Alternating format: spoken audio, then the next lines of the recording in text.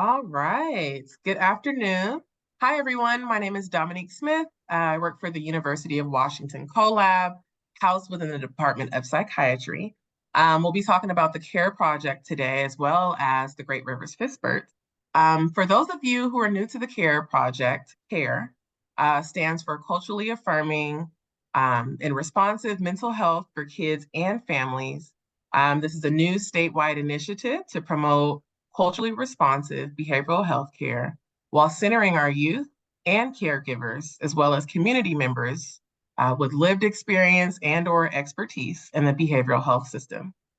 I support the CARE project with partner engagement and community outreach. And our method, we've really just done a lot of cold call emailing and trying to spread the word about this initiative. My colleague, Anna Duncan, also part of the partner engagement team, reached out to Raymond last year. We connected, and it's been great getting to know you, Ray, and build this relationship with you over time. So today we'll be doing a Q&A interview with Raymond, who is one of our partners on the CARE project. He's from the Great Rivers Behavioral Health Administration Services Organization, FISPERT, and he has extensive lived experience, and we'll talk more about his work and how community can get involved, as well as get resources. Hi, Ray. Hey, how are you doing? Glad to be Good. here. How are you doing? Doing really well today. Thank you. Great to have you. Would you like to introduce yourself and possibly give us just your title? Yeah, my name's Raymond Gregson, and I am the Great Rivers Regional FISPERT convener coordinator for that program, and that is our Family Youth System Partner Roundtable program. And we bring community partners along with system partners, family, and youth together to talk about hopes, needs, gaps, and services. And we take what we learned from those meetings to the regional and then to the state level to try to help implement change in the system and help our communities become healthier. Thank you, Ray. That was amazing. So, what exactly is a FISPERT and how did you get involved? Well, the FISPERT is a roundtable program. They meet once a month. Here in the Great Rivers, we have local and regional meetings. So we are a 5-county region, and we have 4 different FISPERTs because we are so rural, and each county has different needs and specific barriers. The local meetings meet, talk about what their hopes and needs and the gaps and services are, and then we bring that to the regional. We all talk about it. We set up a plan and a structure to move forward. We also support our community with outreach and engagement. So we, in one county, we've done several free skate nights for our family, and then in the Cowitz area, we do a back to school backpack event. And so we engage with that and help support that any way that we can. And just help to raise awareness that this is a great place for families and youth to come in and get their voice heard and know that they are being heard and supported. We do take everything that we learn up to the regional and the state level and help them understand that advocacy is a great path in life, and organized advocacy can really make change throughout your community and throughout your region. If you want to make change, it really has to start at the local level and then filter up. Everybody says that everything filters down, but when you want to make change, you've got to start at the bottom and work your way to the top. Wow, that's incredible. And you're absolutely right about that. I agree with you there. What would you say, what is the vision and the mission of a FISPERT?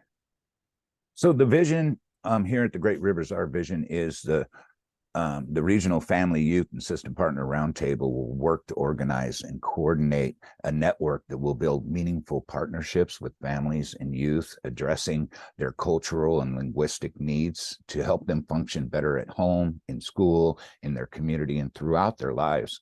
We support the system of care core principles of being a community-based and family-driven and youth-guided and culturally and linguistically competent program. And so it's really important that we understand that when a family and youth express what their needs are, that is what's happening in real time.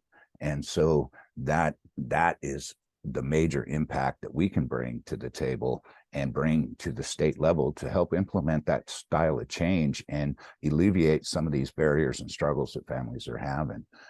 Our mission here is that we are a team of youth and family system partners and community stakeholders dedicated to building a better behavioral health care system for the children, youth, and families of the Great River region. Collaborating together in a strength-based environment and relying on our relevant expertise and/or lived experience, we will support, problem solve, and achieve our collective goals for a healthier community, safe and thriving for all citizens. And so that's what we hope to do in every meeting, and just to be able to raise that awareness and share the resources that are oftentimes hard to find. And when you're in a space of struggle, that you don't even know where to start to look. And so it's nice to come to a table where we have youth and families that may have experienced some of the similar things that somebody else may be going through, and then have that right there at the table for answers and support and the resources moving forward.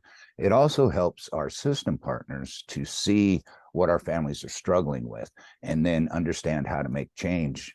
And while our families are trying to find their voice and choice in the system, a system partner can actually be that advocate for our families at that table to help share what experiences they see the people they are working with going through. And so that really opens the door for a lot of conversation and a lot of good direction moving forward.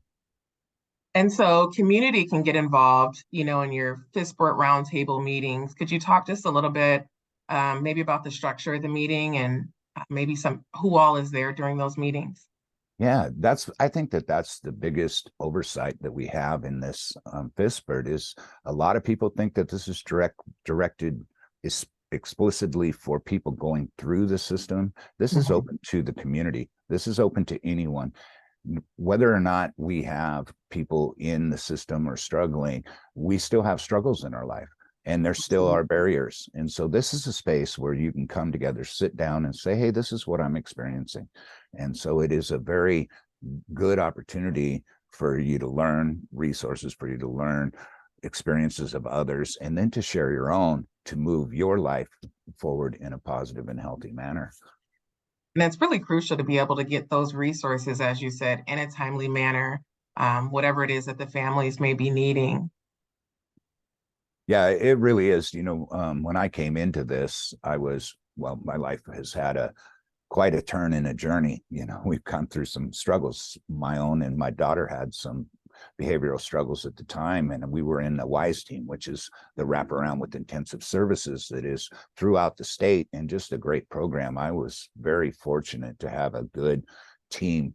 My care coordinator, Stacy Rosenblum, and I had a adult peer that supported me, which was Carlotta Crow, and then we had a youth peer for my daughter, which was Chelsea Reams, and they were just amazing. And they'd come in and they meet with us every week and help us find things. And Carlotta suggested I go to the FISPERT because they gave away a gift card, and she knew that I was struggling to make certain payments and meet my budget for the month. And well, this gift card would help me with all kinds of other things, so I could free up money for my light bill. And after about 4 or 5 months, they were electing tri-leads. And so I put my name in the hat and I got elected. And my daughter says, well, if my dad's doing it, I guess he's going to drag me along. I may as well do it too. And she actually became the youngest tri-lead in the state of Washington for Grace Harbor Family Youth System Partner Roundtable program at that time. Wow. And And what was she at that time? she was 12 at the time that she became a tri-lead, and she started to speak out and learn about advocacy. And she spoke out against bullying in her school for the LGBTQ community. She also volunteers at support resource programs throughout the region, and just is doing some amazing things. But had we stayed in that dependency, despair, and trauma and not reached out for these resources and learned what else was available, we would never have this opportunity. Since then, I've became the regional convener coordinator for this program, and my daughter is now the youth tri-lead for that same Great Rivers 5 regions. And so we've been able to go from WISE team and behavioral struggles into helping other families learn to advocate and move forward. And it's our goal here at the Great Rivers region to bring that advocacy to our youth, because we're going to partner with Youth Moves National here, the Great Rivers is, and we are going to be bringing classes such as Advocacy 101 and career pathways from advocacy for our youth and families to learn how impactful this can be and how this can turn into a career for you, moving your life forward and impacting others along the way. So it's a very unique opportunity. And I think that it is that diamond that's being hid, the one in the rough, that it needs to get out to more people, because this truly is a space where you get voice and choice within the system that is oftentimes fragmented and siloed. And so this will bridge some of those gaps. And we've been able to raise awareness for the respite care came out of our Cowitz fifth spurt, which was out of our local meeting. And then they implemented the pilot program here in Washington State because of that awareness that was raised. We've also been able to get waivers through the medical systems that people will have one youth that needs this need and it's under this healthcare, and then they have another youth that needs another need underneath another healthcare program, and they were having to change programs periodically throughout the year to get the services they need for the different needs of their youth. And so we've been able to get a waiver, awareness raised to that, and they made a waiver so families could stay with the same provider and get all the services they need. And that came from our fifth spurt here in the Great Rivers region. So I'm super excited about what we're able to do. And it just opens the door for so much more impact and voice and choice moving forward. Absolutely. And if we can just go back to youth and your daughter's experience and just talk a little bit about youth voice. And you've kind of mentioned this a bit and just why this is so important to highlight youth. Yeah, I had some struggles, PTSD, didn't like to leave my house and different things. And I had this great adult peer, family peer that I got through the WISE, and they helped encourage and strengthen me to do better and step outside my comfort zone. And so through that, I've learned advocacy, and I've learned that sharing my story is actually powerful, and I don't have to be ashamed of it. And it is empowering to others to do so. And my daughter has been advocating at her own schools and throughout the community.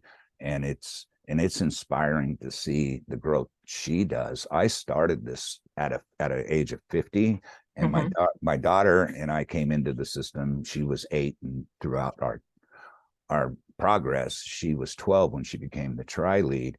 But she is going to take that and impact so many more people through her life and not have to wait till she was 50 years old to do it.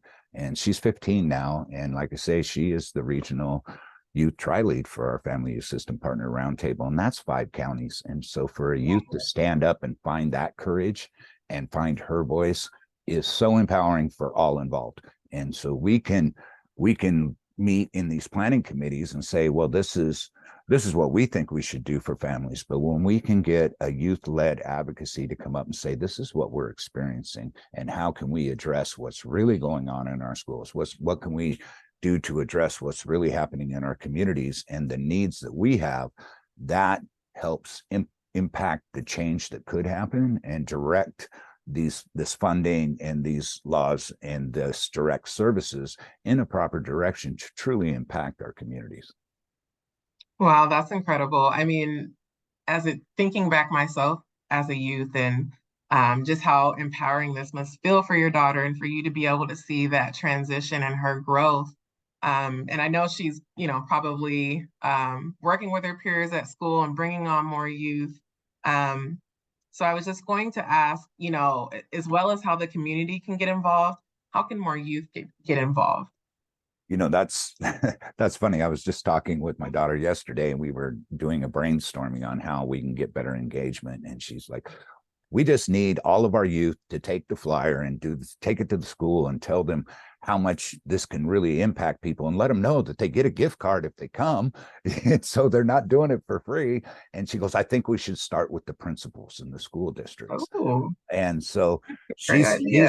she's putting together this plan, and she's going to help the other tri-leads of our region come together and put something together to take to the schools and the youth groups in the area. And I think that that's how we can start this type of engagement. We are at Grace Harbor have been focusing on the mental health at our schools, and the what the youth are feeling and the lack of support that they're feeling in our schools. And through that process, we've been able to reach out to the Office of Superintendents of Public Instruction, where we've been invited to their planning committees so that we can take this information of what their struggles are up into the planning community and have that be impacted in our youth's lives immediately. We've also been talking about the suicide attempts and Mhm. the uptick in our mental health of our youth in the area. And so that was a conversation that I was surprised how much sharing came from. And through that, we have been able to reach out to Hope Squads throughout our region, and they are restructuring and figuring out what is and isn't working in that system. And it's also raised awareness to the local government level. And right there in Grace Harbor, one of the mayors has been notified of this. And so there's been awareness raised from just our meeting clear up into local government. And we're taking that clear up to the Office of Superintendent of Public Instruction. So I just want people to know that when you come to this meeting, it's not just talk. We really do follow through, do the outreach, and try to get this message out to everyone that it can impact and where impact and change can be made. Ray, you'll have to keep us posted on how your planning is going with OSPI, and we definitely want to amplify your efforts and make sure that all of community knows what you all are doing. And as you said, just to bring more awareness. And your daughter has a great idea. We also want to know what she's doing and just how, that is going with youth voice and ensuring that, their voice is amplified and that youth feel heard. Yes, no, absolutely. It's, and that's exciting because we've been able to connect with you at the CARE project and be involved in what you guys are doing. And that's an amazing space to be able to really be a part of growth in our state. And it's exciting for me and my daughter and everybody in our FISPERT to see this change moving forward. I mean, when I came into this, like I said, it was for a gift card. It Right. has now become a career pathway for me. And through this, coming out of a WISE team, now I'm a certified peer counselor. I'm on the SUD Certification Advisory Committee for the Department of Health. I'm on the Fatherhood Council. I've opened a business called Growing Your Mindset, and I facilitate a class called Unlocking Your Potential that helps people find self-esteem, self-worth, what their core values are, what are the characteristics of a great leader, and then how to set goals and achieve them. And it's just been so exciting and inspiring, and I just feel blessed to have been a part of this. And all this started out of just a situation that could have been very negative and could have gone a very different way had I not gotten connected with these resources, with these programs, with these trainings.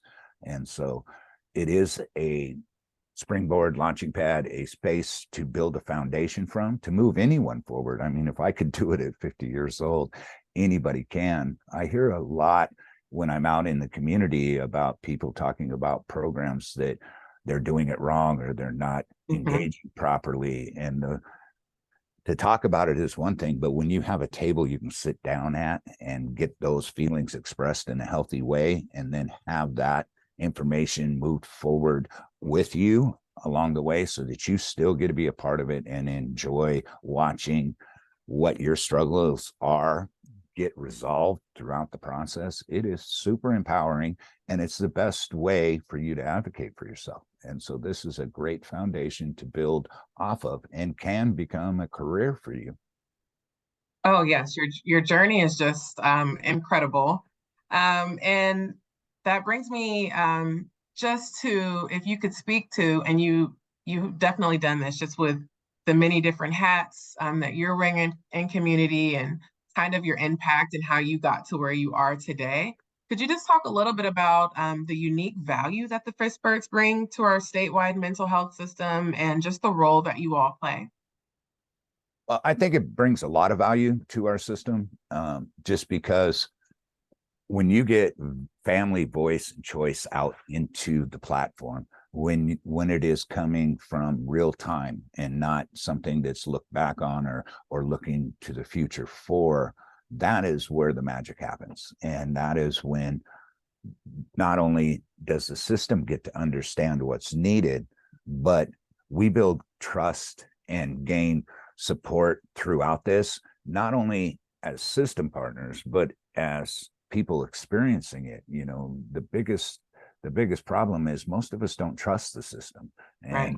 and they think that it's against them. But if you can get in there and advocate for yourself and impact that, then that's when you see that you are heard, you are supported, and you can make change.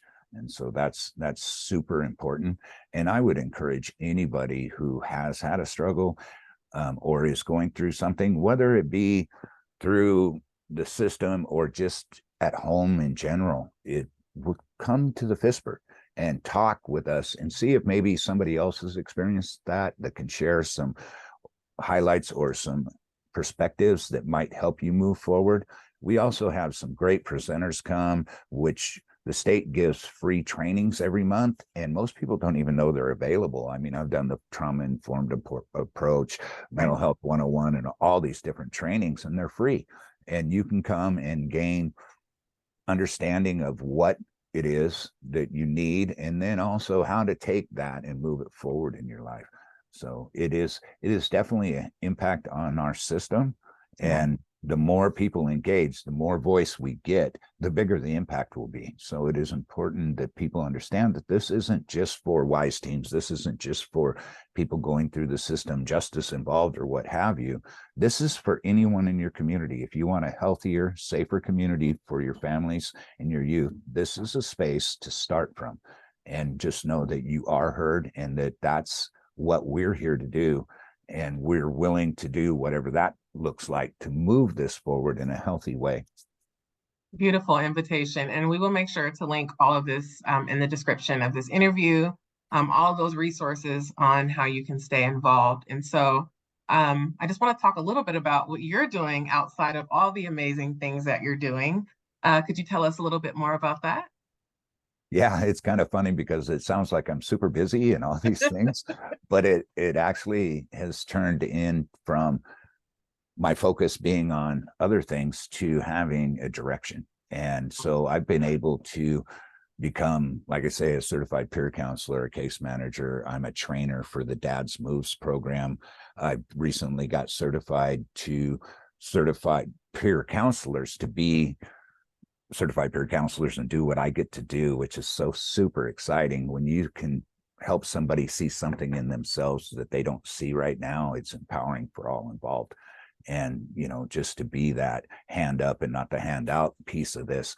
Personally, this growing your mindset that we've opened up to and started to work with is out of Legacy Business Cultures. And I've been certified. It's a class I took through the Grace Harbor Opportunity for Successful Transitions program, which I found through the WISE team. Wow. And I took it at 50 years old. It changed my life. It's a 14 module course that, like I said, touches on self-esteem, self-worth. How did we get to where we are? And then how do we move forward from that? And what it means to build an ad campaign for yourself. And I've taken that to work with at-risk youth and then the recovery cafes.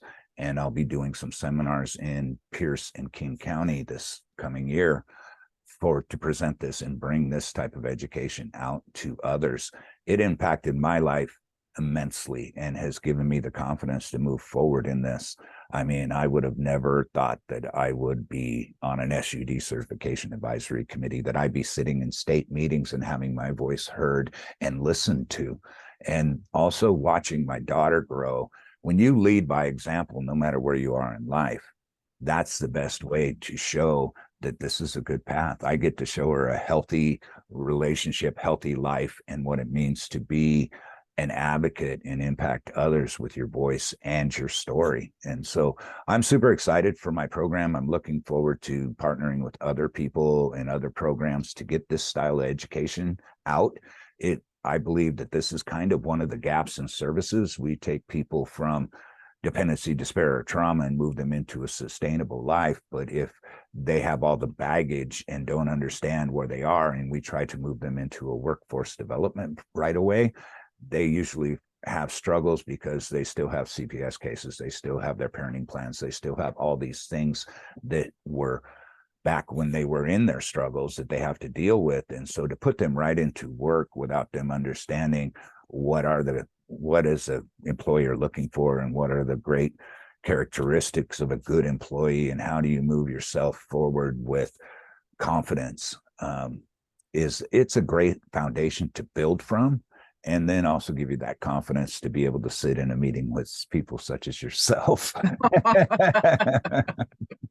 So it's really building community up in so many different ways. And as you said, not just giving them the resources, but actually supporting them throughout their journey, which is so incredibly important. And it's something that a lot of organizations speak to is, that gap with not being able to fill that gap with just giving a resource, in a timely manner. And then these families, have to figure out how to navigate from there.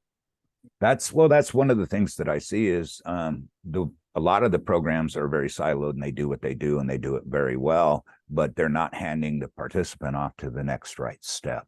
And so even when they do, a lot of times they are not giving soft handoffs. And so people will take, oh, here's the paperwork, go call this number. And they're like, not comfortable. There's no bond, no connection, no trust. But if we could do those soft handoffs, if we can meet them where they are and help them move from this right step to the next right step to the next right step, anybody could better their life, improve every aspect of it just through the understanding of expectation and hope, and then that partnership, that friendship, that advocate, that person that will walk with you and say, here you go, instead of, hey, there's a road, go take that one. And it's, no, right here. Here's this person, and this is what they do, and here you go. And so I think that's a key that we really need to work for and toward in all of our different communities and resources and groups.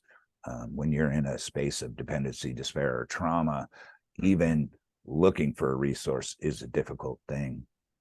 Yes. Oh, and just, how do you even navigate that? What is the first step?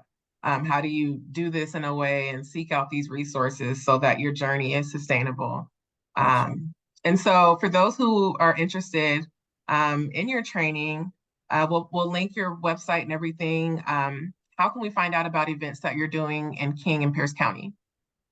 They are waiting to get scheduled. As soon as they do, they will go on the website. We also have a Facebook page that we post on, and we just try to always inspire people to find strength within themselves and what that looks like. Stepping out of your comfort zone is scary, but you can't do anything better in what you have to go into that unknown space. And so stepping into that river of change is really frightening, but once you get there and you get comfortable in the unknown, that's when the magic happens. That's when you get to create something instead of always reacting to what happens to you in your life. And I think that that's what I've realized the most, is that we can create anything. It's all about perspective and then drive. Oh, absolutely. Ray, I just want to thank you again for your time, for your wisdom, your insight, your transparency, with sharing your lived experience is so incredible, as well as your continued support around this project. We're just so grateful for your partnership and want to amplify all the amazing things that you're doing. And so for everyone who wants to stay involved and hear more about what Ray is doing, we'll link his website in the description. Ray, thank you again. Oh, thank you so much. And please, anybody that likes this, whatever, reach out to your local FISPERT, get involved. If you want to impact change, you have to be that change. Be the change you want to see in the world. Isn't that what they say? That's what they say. If we all did that, think what a beautiful space we would live in, right? Incredible. Thank you so much for your time. Thank you so much. I always enjoy talking to you. So I know, I know. I feel like we know each other so well now. I do too. All right. Thank you Thank so you much, again. Ray. All right. Have a good day. You too. Bye bye.